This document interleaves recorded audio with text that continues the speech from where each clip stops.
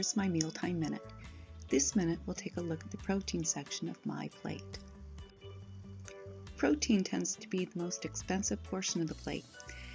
It plays a very important role. It's the building block for muscle, tissue, skin, and blood, plus it's also needed for bones. It builds and repairs cells. It is needed to create enzyme and hormones, and those help to regulate our body processes. And if your body has nothing else, it will also use it for energy. Any meats or animal protein, beef, lamb, pork, and goat, poultry, chicken, turkey, duck, goose, seafood and fish, eggs, nuts, seeds, and the nut butters, which I think of as peanut butter, almond butter, and sunflower seed butter. Tofu is a protein block made from soybeans. Cheese, yogurt, cottage cheese, and curds could be counted in the dairy group, but these have a good source of protein, and so they could be counted in the protein group. Legumes or pulses, your beans, your peas, your soy, and your lentils, these also could count as a vegetable, but they're high enough in protein. A quarter cup will equal 1 ounce of protein. And quinoa, which technically is a grain, it is the only grain to be a complete protein, and 1 cup equals 1 ounce of protein. Okay, how much protein we need varies on our age, sex, and our activity level. This is the amount needed for those people who are active 30 minutes or less each day. There will be instances where more is needed. Just know that Americans tend to eat more protein every day than this amount.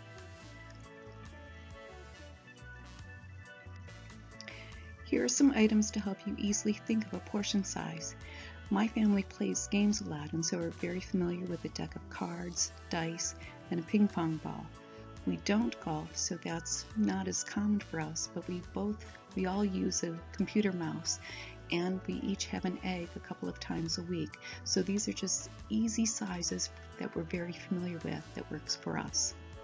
You could try using your hand, but remember everybody has a different sized hand, and so it's going to be a little bit different. I can't say positively a woman's fist equals half a cup, because depending on your size will make a difference. Having protein with meals helps you feel full longer. I've prepared 2 options of meals. These meet all the minimum requirements following my plate for adults. Under option 2, I have overnight oats listed, and they are wonderful and so easy. I use equal amounts of old-fashioned oats and milk, add a half cup of each of those, and then half that amount or a quarter cup of yogurt into the mix. I blend it all together, put it into the refrigerator, and let it age overnight. I always put a lid on it because somebody's going to knock it over in the refrigerator. Notice sometimes I'm using yogurt as my protein and sometimes as my dairy, but you want to vary your protein options. Try changing it up a little bit. I've given you a list of things that you can possibly use. I'm Maureen Willett, and this was my Mealtime Minute.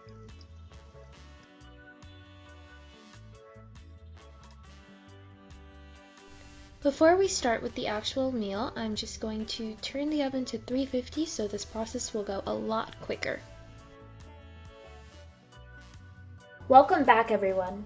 This is our final video and last recipe. Today we will be making a tropical salmon recipe. It only costs $15.71 and calls for 6 servings. Here are the ingredients. We have 1 small mango, 14.5 ounces of canned sliced peaches, 1 tablespoon of onion, 2 tablespoons of parsley or cilantro, 15.25 ounces of canned black beans, and 1 tablespoon of lime juice. This is 3/4 pound of salmon that I've thawed, and this is 4 fillets. And of course, our salt for flavoring, and that's 1/8 teaspoon. Now you can always add more seasonings, which I will show you in just a minute. So to season my salmon, I'm just going to use some Old Bay.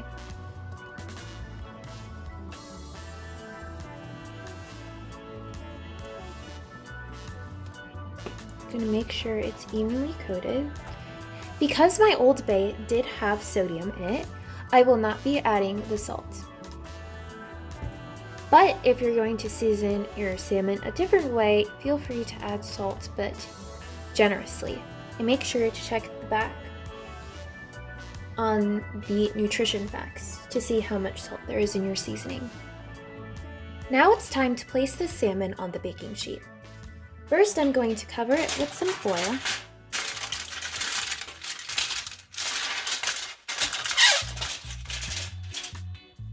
And spray it with some Pam.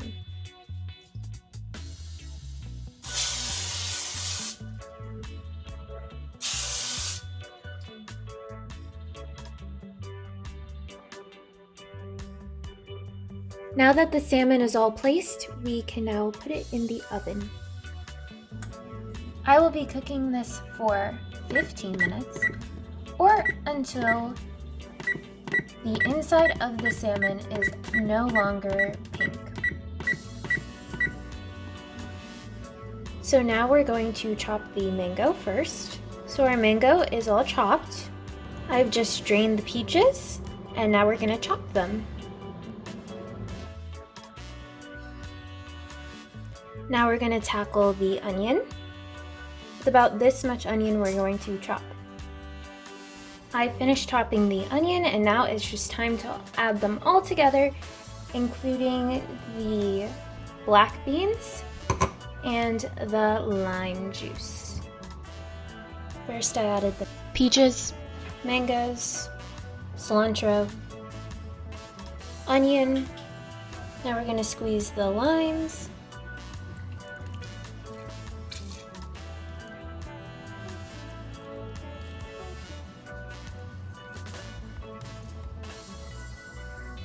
So now I'm just drained the black beans and I rinsed them a little bit and now I can add it. Now we can mix it.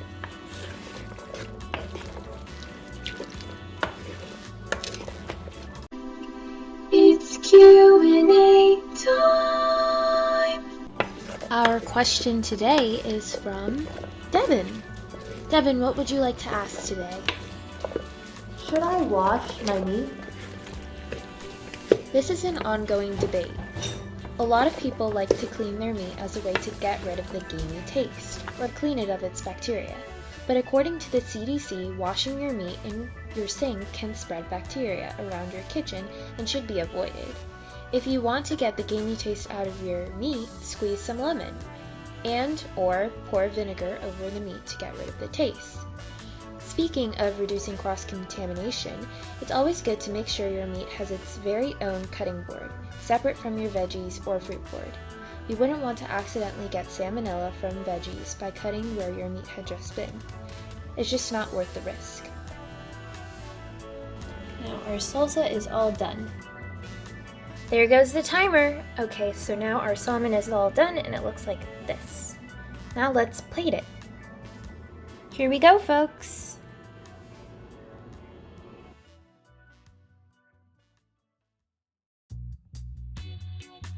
You can pair this meal with a nice lightweight salad. This salad includes scallion, Parmesan cheese, spinach, and lemon juice.